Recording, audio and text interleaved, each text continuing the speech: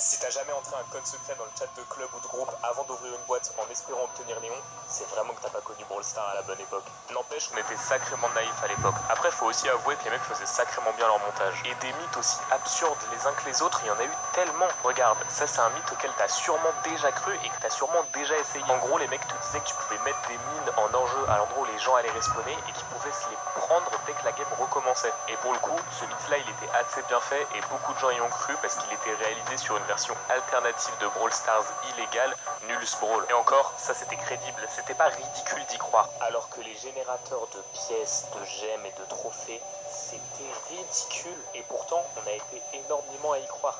Moi y compris. Au tout début du jeu, quand ça venait d'apparaître, je m'étais dit que j'avais rien à perdre. Donc j'ai rentré mon pseudo parce qu'il te demandait juste de rentrer ton pseudo et je me suis dit, ah, peut-être que mes gemmes vont arriver. Spoiler, comme moi et toutes les personnes qui ont déjà essayé d'avoir des gemmes sur ce genre de site, bizarrement, j'ai jamais reçu mes gemmes sur mon compte.